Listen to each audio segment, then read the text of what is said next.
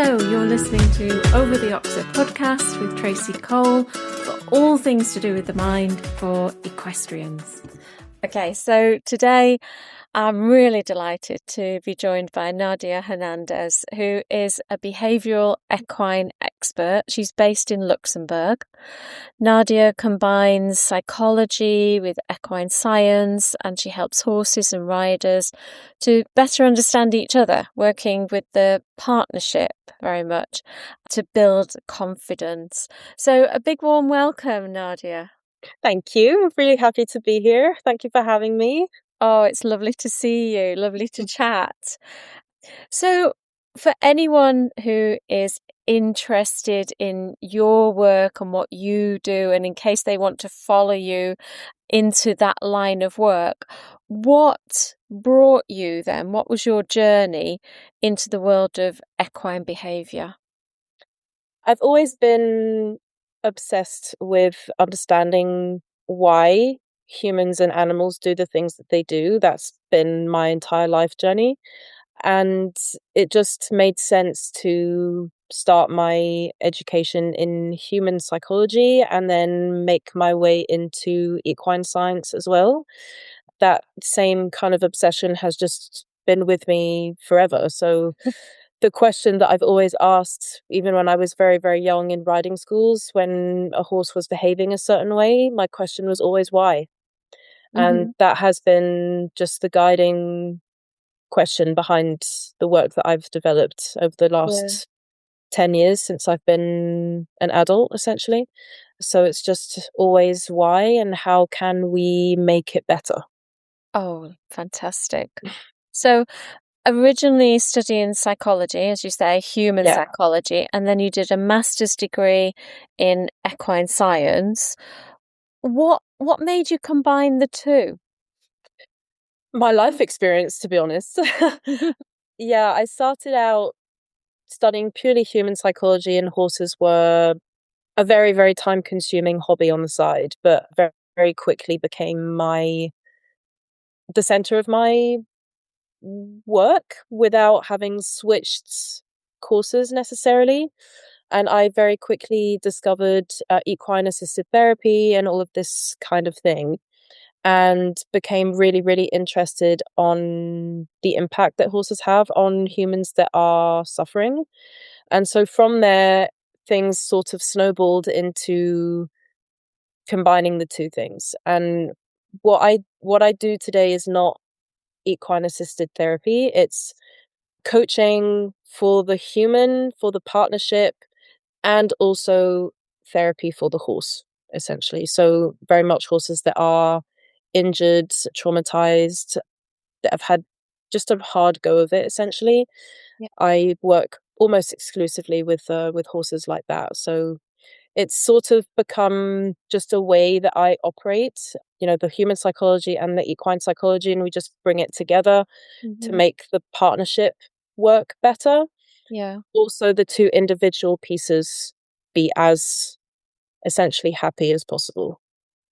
Yeah, because most people, and this includes myself, we concentrate on one half of the partnership. Yeah. But you can kind of deal with both and help both, can't you? And I love that the word that comes across, I think, from your work is partnership.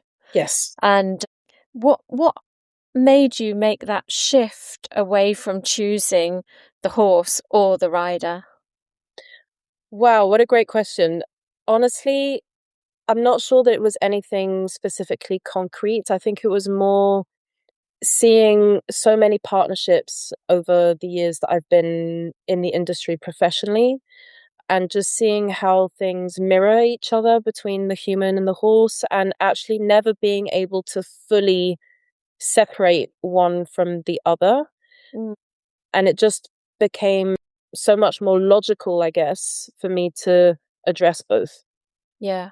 Because when I start with a new client, or rather this was maybe back when I was still sort of figuring out my path. Yeah. But when a new client contacted me, I would explain to them, okay, well, this is how I operate. We're going to work on you as well. I'm not going to intervene on just the horse, and vice versa. If I'm called for the human, there'll be things that come up also in the horse. So I'm actually very upfront about that, always have been. And there are some people who are not interested in that, and that's fine.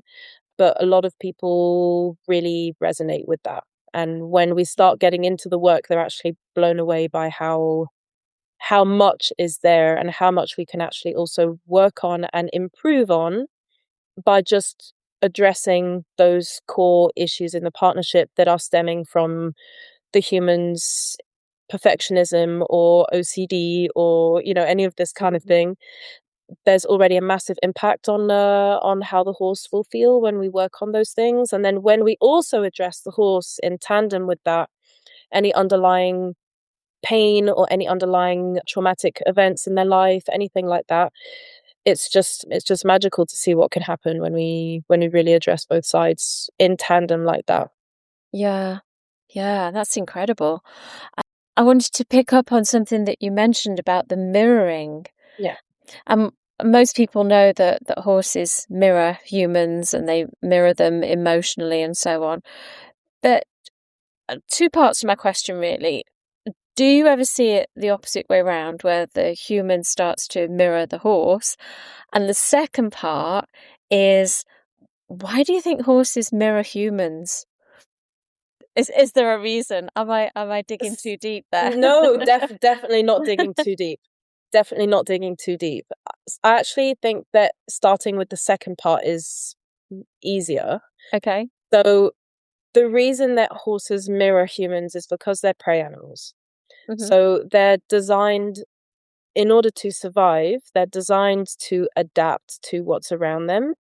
So they will respond based on what they're detecting from the beings that are around them. And because they don't necessarily live in herds the way they used to when they were wild, purely wild, they respond as much to our state as they would to their herd member state.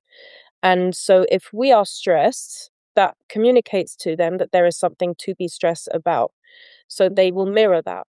So it's really, a lot of people make it sound sort of mystical, which is, there's definitely an aspect to that, because the things that the horses can pick up on is just incredible.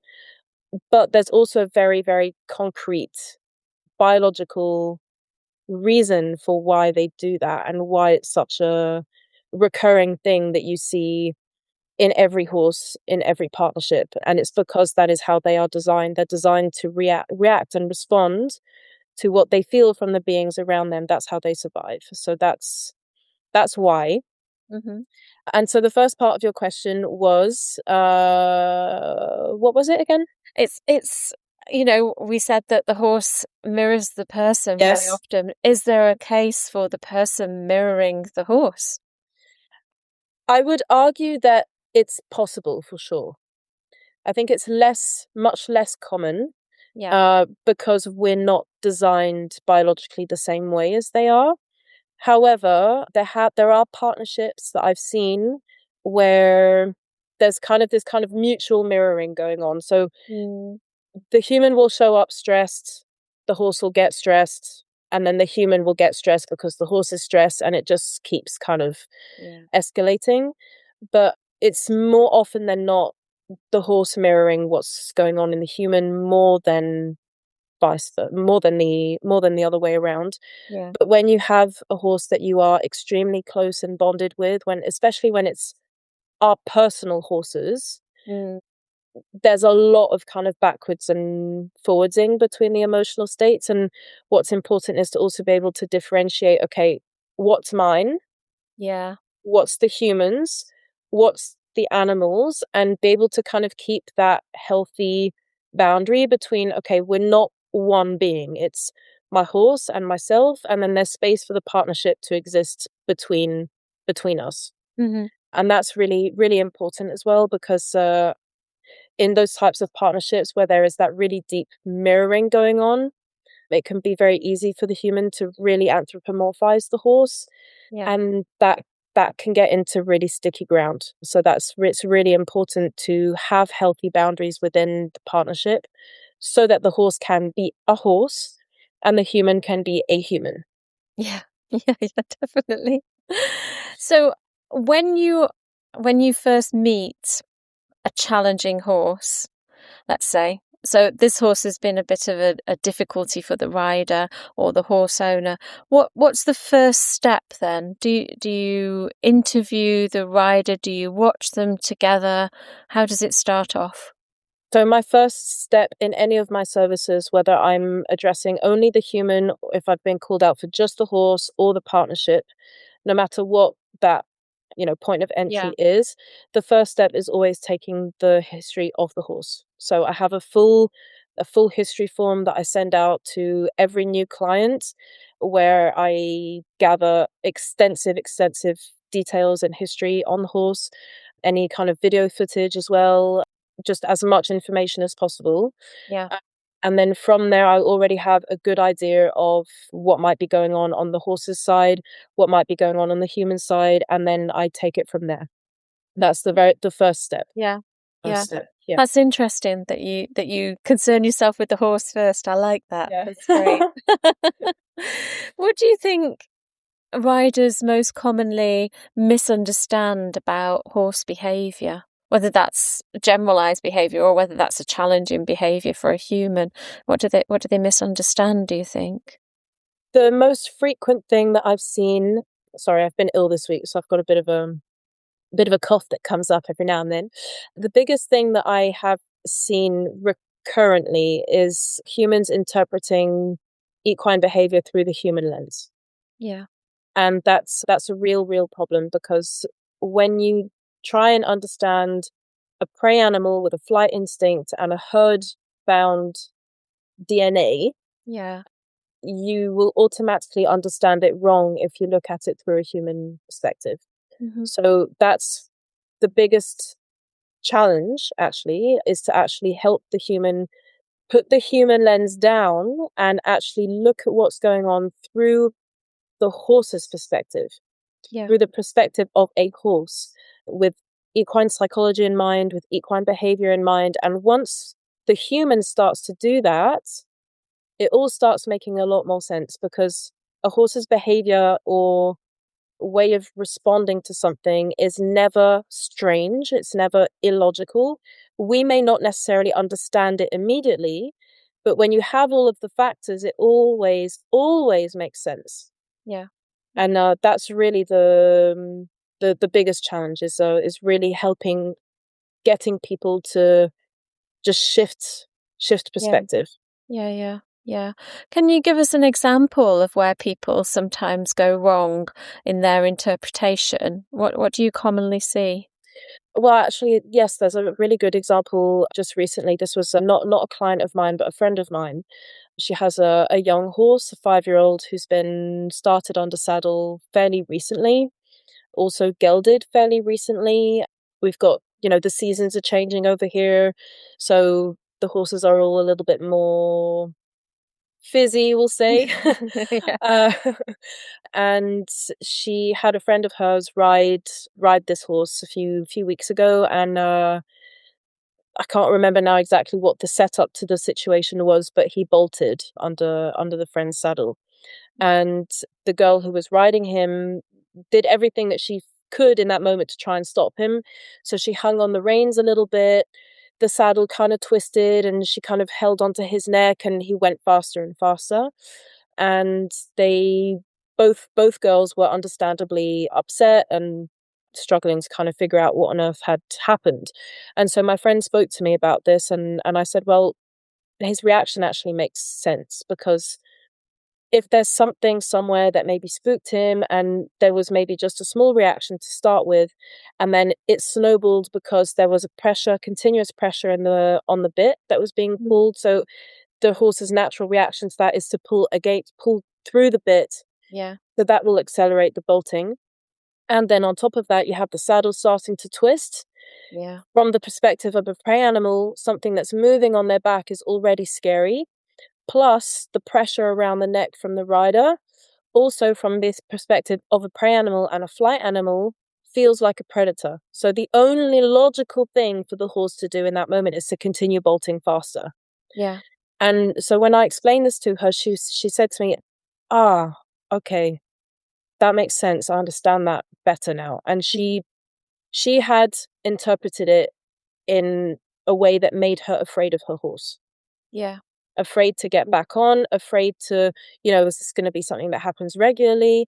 But when you look at it really from what happens, truly, from the horse's perspective, okay, it makes sense. And once we understand why something's happened or what might have been the experience of the horse in that moment, it already takes away the charge, Yeah. the emotional charge of what Yeah. happened. And that's really, really, really, really important, because though we are emotional beings as humans also, and that's, we can't turn that off either, it's important to be able to manage the emotions, to regulate the emotions when you're in relation with an animal that is so sensitive. Yeah. Yeah, definitely. And I've got two questions now from that. So my first question is, thinking about this bolting horse, how do you stop that becoming a habit? So I get this question often. People often ask me, when do we contact someone about equine behavior? And honestly, the sooner the better. Mm-hmm. The sooner the better. When something happens once, doesn't necessarily automatically mean it's going to happen again.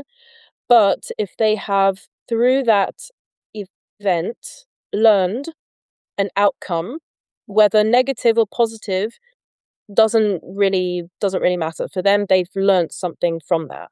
Once that kind of pathway is set in their brain, it can be very difficult to undo. Mm-hmm. Doesn't mean it's impossible, but it makes it more difficult. So the sooner that we can intervene when there's been a problem, the better. Yeah. So the response is very often in the industry, the sooner we get back on the horse when we fall in, the better.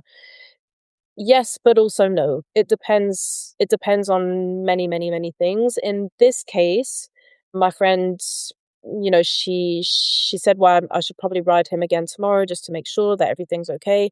But she was scared.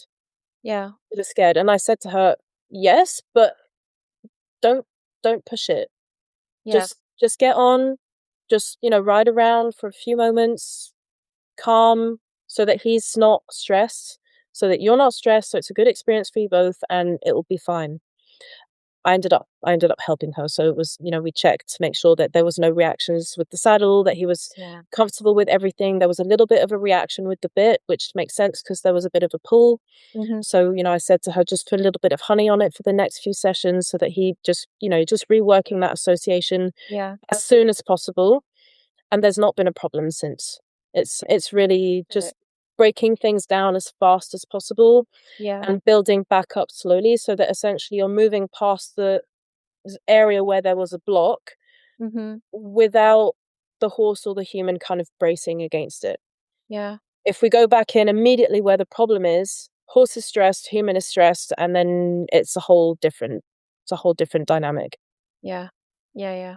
Did that answer your question? Oh, absolutely, Okay, good. absolutely. Yeah, yeah, yeah. So get in there as Good. quick as you can after the problem's happened Yeah. with somebody who can see the horse's Yes. perspective, Yeah. hopefully, if you can't see it yourself, Yeah. and just almost take things down a notch. Yes, always take things down a notch. Always, always, always. Yeah. Yeah. Yeah, yeah. That's a really nice story though, that she got back on and it was fine, Yeah. and it wasn't a repeat of the No. same thing. And the second thing that I was going to ask you was, you mentioned, humans have got to be able to regulate their Yeah. own nervous system. Of course, we're going to have times when we feel emotions because we're not Yes. robots. But I suppose it's recognizing that and then bringing that down Yeah. to a calmer level. So, do you have any tips for what somebody could try out to regulate their own nervous system? Yeah, so there are 3 things that I come back to regularly with my clients. The first one is our own breathing. That's really, really the biggest thing. Whether we're on the ground holding the lead rope, or we're in the saddle, or even just grooming them, if we are not relaxed in our body and we're not breathing, that's communicating to the horse that there is a tension or a stressor somewhere. Mm-hmm. So the fact that we are able to breathe deeply, relax our shoulders, and really be in our bodies communicates to the horse that the environment is safe. So that's already a huge, huge, huge thing that I work on with my riders all the time, and with myself also. The second one is making sure that we are staying grounded in the present moment. So breathing already helps with that. That's already step one. But the next point is really just being able to focus on the now with our horses, not on, what happened at work 3 hours ago, or what we have to make for dinner tonight, or, what's going on with our husband at work, or any of this kind of thing, or the kids at school, or this, or, when our mind is running 19 to the dozen, it automatically sends stressed signals and tension to our bodies. So again, the more that we're able to focus on what we hear around us, like, the birds at the yard or any noises that are around us, and allow that to ground us into the present moment, what we can see, what we can feel, is really going to help the horse also to feel safe and secure in our presence, because there's none of this kind of nervous energy going on. Mm-hmm. So that's another point that I come back to a lot with my clients. And the third one is gratitude. So that's a really, really big one also, is really just shifting our mindset from the goal and the objective of our session, even if we can have one, of course, that's not a problem, but not forsaking all of the little things that are happening that lead up to that moment. So being grateful that your horse is putting their head in the head collar, being grateful that you have a horse that you can, pick the feet out of. All of these little things that put you in a state that is calm, that is high vibration, that is positive, that are already making us more likely to respond positively and correctly to what the horse is presenting. And the more that we also indicate to the horse that we're happy with this little thing, with this little thing, this little thing, the better they feel in our presence as well. And we just build up to the objective of the session with all of these small things going on. Then the horse is like, oh, I'm the boss. My human is so happy with me. Of course, I'm going to do this counter departure. My human is so happy with me. Of course, I'm going to jump this oxer for them. And it's just an accumulation of a state of being that is honestly really good for us, even in our day-to-day life, even away from the horses. Yeah, yeah. I like that very much. I like those three easy, well, relatively easy, easy to remember, let's say. Yes, Not necessarily easy to do in the moment, but those they're three simple but steps. not easy. They're simple but not easy. Yeah. Yeah. And I like the second one where you said, stop thinking about all the stuff that you've got to do later, all the stuff that's happened in the day. Some riders are not necessarily thinking about the stuff from work or their families or other things. They're thinking about the what ifs for the horse, aren't they? What if my horse bucks or rears or bolts or spooks?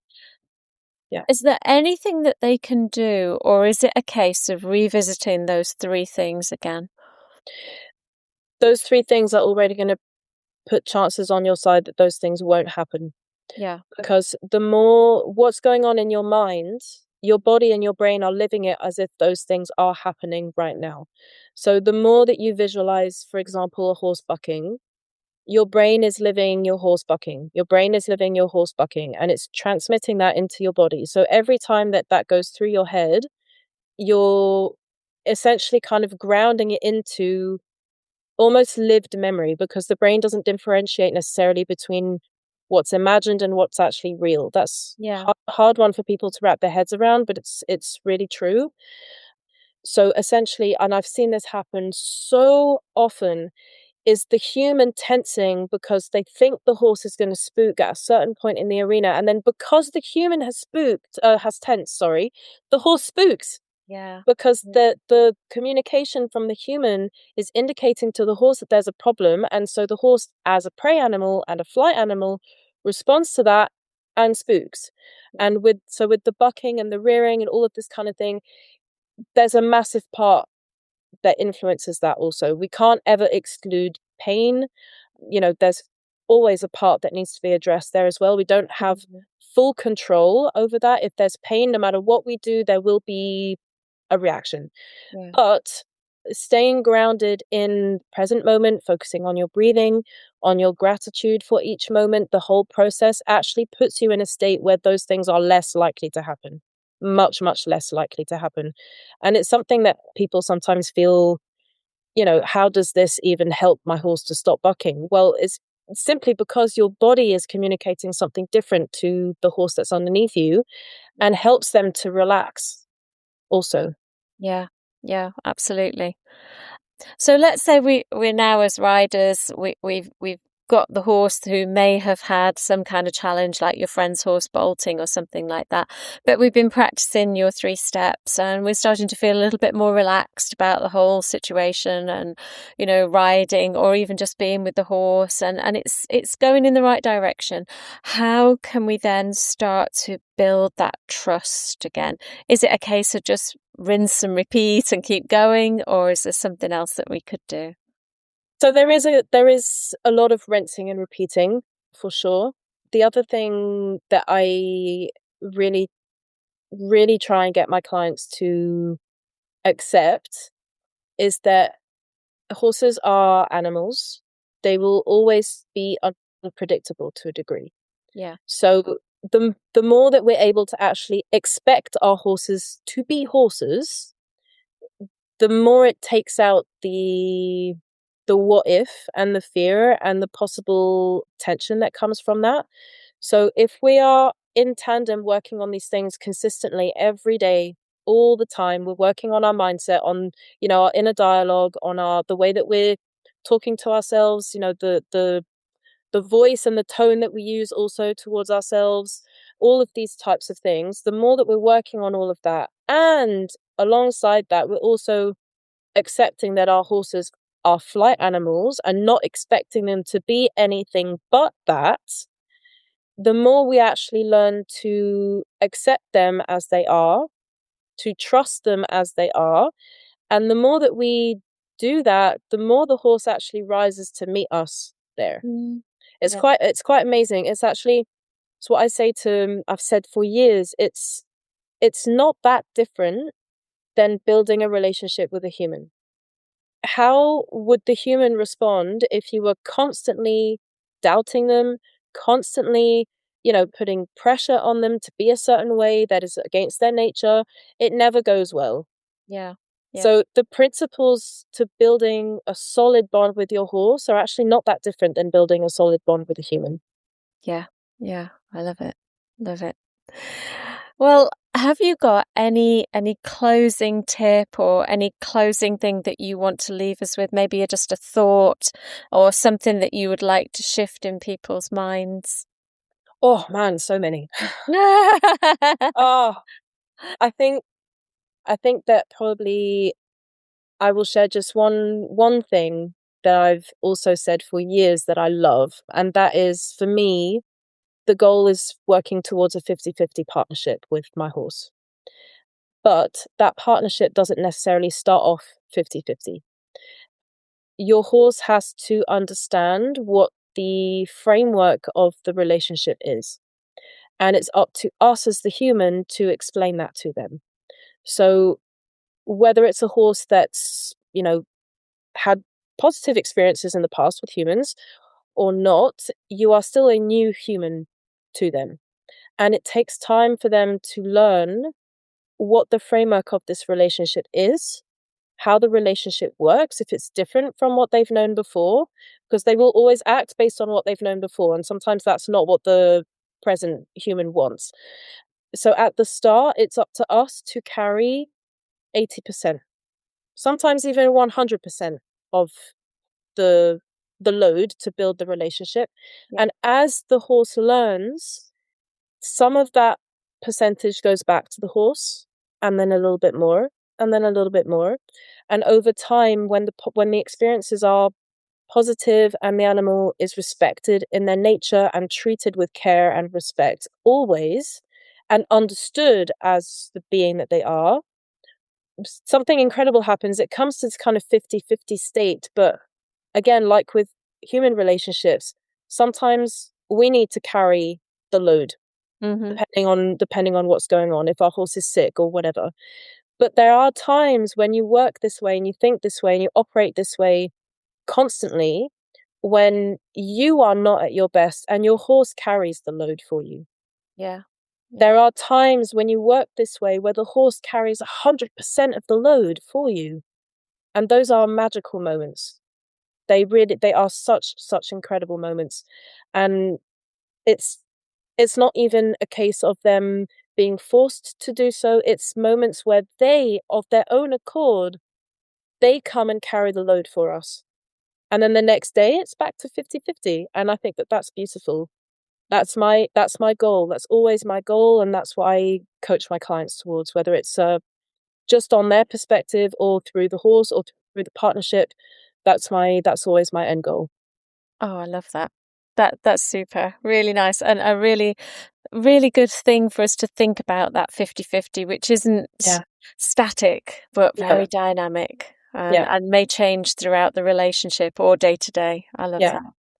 Well, thanks ever so much, Nadia. Thank you. Where can people find you on the internet and on social media? Well, I'm on Instagram. My handle is Nadia_Hernandez.p. For the French speakers, I'm on Facebook also, but my French social media is Facebook. My English social media is Instagram. I'm on LinkedIn also under Nadia Hernandez. And I have a website also, which I can send you if you want to put it in the show notes. And I think that's it. Yeah. That's enough. That's enough. That's enough. A lot, especially when you've got to deal with 2 languages. So yeah, I agree. Yes, it's a lot of work. Thank you ever so much. That is lots and lots of food for thought, and I really could have chatted for hours and hours with you. So I do hope you'll come back and tell us even more anytime. about Anytime. behaviour. Anytime, Tracey. Thank you so much. Thank you.